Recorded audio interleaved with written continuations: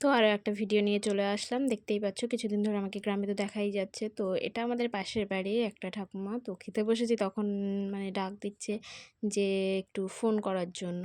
যে কিনা ওদের ছাগলের প্রচণ্ড কন্ডিশন খারাপ। একটু শেষ পর্যন্ত বাঁচাতে পারেনি আরকি। তো যাই হোক এখানে কিছু কমেডি ভিডিও শ্যুট করা হচ্ছিল, তারই প্রিপারেশন নেওয়া হচ্ছিল। তো এই যে আমার বোনেরা মাঝে, মাঝে একটু করা হয়। তারপরে বিকালবেলা মিশো থেকে আমি মানে একটা জুতোর সেট অর্ডার করেছিলাম। তো কি বলবো ফোনে যতটা ভালো লাগছিল তো আসার পরে একদমই ভালো লাগেনি। মানে কি বলবো পছন্দ হয়নি এক প্রকার বলতে গেলে। তো বাড়িতে পরার জন্য চটি হিসেবে ঠিকই আছে। ওই জন্য আর রিটার্ন করলাম না।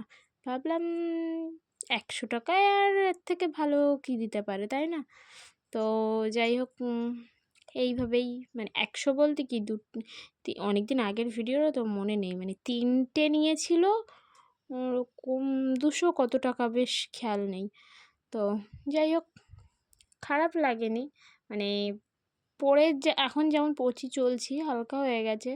তো পয়সা হিসেবে ঠিকই আছে। আর চটি যাই হোক জুতো তো পরতে তো হবে।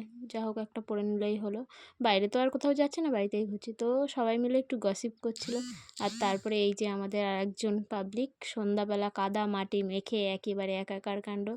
তো এখানে এই যে ওর দিদা বলছিল যে এর কিছু ভিডিও ক্লিপ নিয়ে এনে, ছবি নিয়ে এনে ওর বাবা-মা, মামাকে পাঠানোর জন্য। যেহেতু ওর বাবা-মা সবাই বাইরে থাকে।